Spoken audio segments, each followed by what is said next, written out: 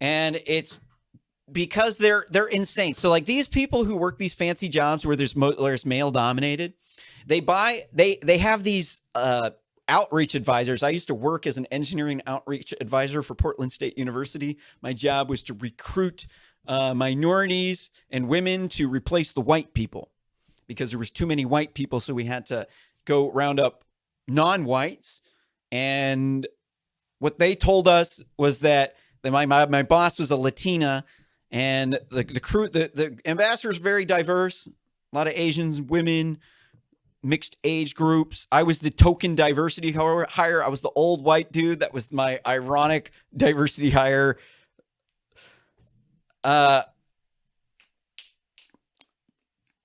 So they think, they said we weren't trying to recruit the black kids because their GPAs weren't good enough, that we were just looking to recruit the Latinos, the Asians, and the women, Latinos, Asians, and women. And I didn't really think anything of it at the time because I'm like, okay, well, we're a diverse group of people. Like, we're not racist. Like, there's nothing wrong with this. But it was actually incredibly racist. Here you can see a chart of the GPAs of all the races in America. And you could see the black American. Sorry, they're not African American. You're not from goddamn Africa. I'm not a European American. European American means that you came from Europe. Doesn't, I'm definitely not a European American. Like you're a black American. You're going to have to put up with that. You're not African anymore. So at the bottom here, you're going to see that the black people in 2009 had an average GPA of 2.69. Not that bad. Hispanics are 2.84. White people, 3.09. And then the Asians are at the top with 3.26. And so this is why they were saying we weren't recruiting the black kids. And this is what you gotta really watch out for these people. These people pushing this doctrine of diversity. And what that means is they did a study that showed that, that diverse teams are more innovative and productive than non-diverse teams. And so the white feminist and the critical race theorist and critical gender theorist, they took this to mean that all white teams are inferior because they're racist AF. And so, but really, diversity is not your skin color. This is just like a color. It's just like some melatonin, and it doesn't actually mean that I'm going to act like the other white people. So diversity is temporal locality. That means time and location. So your age group and how far apart your cultures were. So two people for a team of people where everybody's from a different city is going to be as diverse as a quote unquote diverse team. So to these people, diversity means non-white and female, and that the white people are bad and you have to get rid of them. And these people are obsessed with this. They literally think all white teams are inferior. And I pushed this garbage myself. They used to teach this to me when I was a outreach advisor for Portland State University's engineering school. It's part of the training. You learn all these statistics that they brainwash you with. They're all junk statistics. They made them up. And so they blame guys like me. This is my big problem with it, is they say it's my fault why the women aren't programming computers because I am a privileged white male, and I'm a misogynist because I don't support feminism. I'm against it because it causes women to put off having kids until their 30s, and then they by the time they want to have kids, they're put off having kids until their 30s to rise up the man ladder so that they could be a man at the workplace. And then in their 30s, they start to get health problems. They get overweight. They start to not be able to have a baby. And then all the guys are chasing after the younger girls, especially the guys that they want. They're saying, oh yeah, I'm going to get this job so I can get a good husband. Right. Right. And then you get in the job and everybody's asexual. If you try to hit on any of the women, it's going to be sexual harassment. You're out. You're never going to work in this town again. You just got Me Too'd. And they blame people like me as for why the women aren't there, why they're not having sex, why their penis has fallen off, and the women think that they're boring and uptight and they don't like being around them, and they'd rather be with the younger guys who party, who don't even have as much money.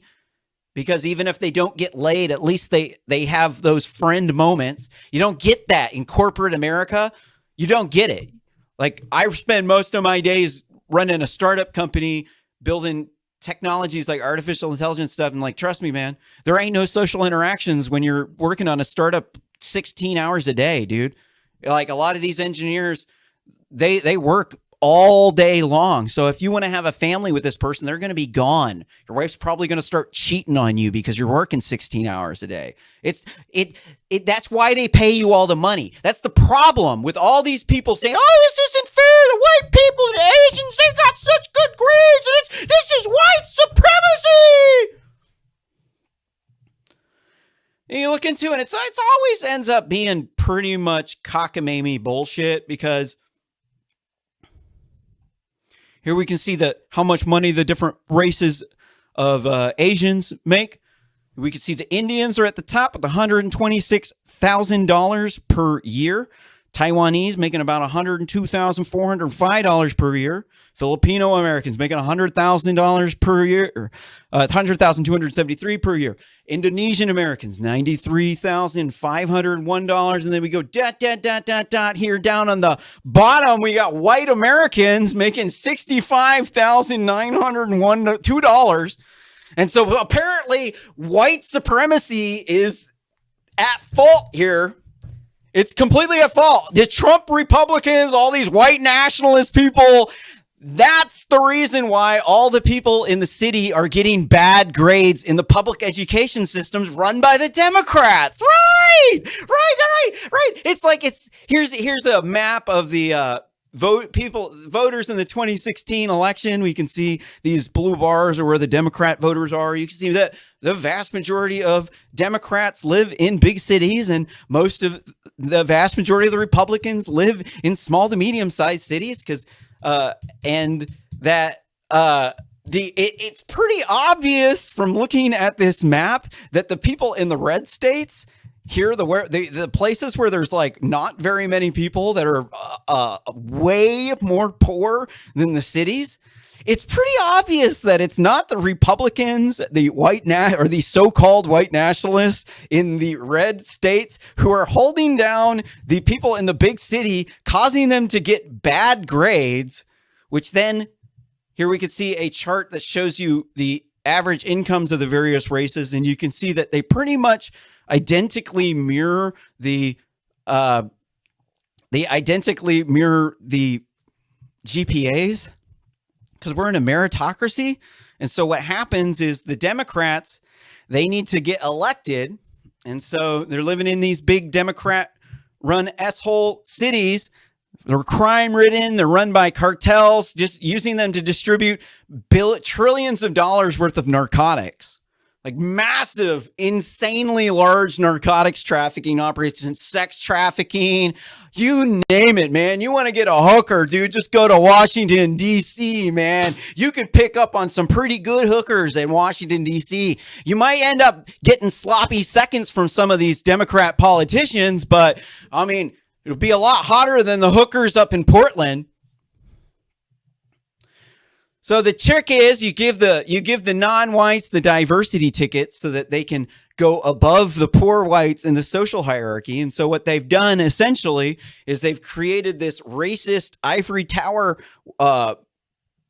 social hierarchy where here we can see the charts of the different demographics of who voted for Hillary Clinton and Donald Trump. And we could see that the lower your GPA was, the higher percent chance that you would vote for Democrats.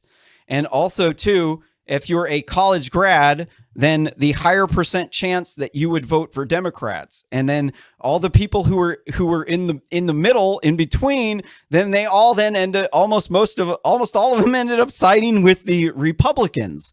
And you have to ask yourself why. And why is this happening? And it's because most of these people don't live in the blue bars. Most of these red people over here, they live in the red area over here, right? This is Pew Research data, just in case you want to check my source. Here you can see the stuff. And what basically is happening is that there's a bunch of smart people in the city and there's a bunch of dumb people in the city, and the smart people in the city manipulate the dumb people to get them to vote for them by giving them free stuff.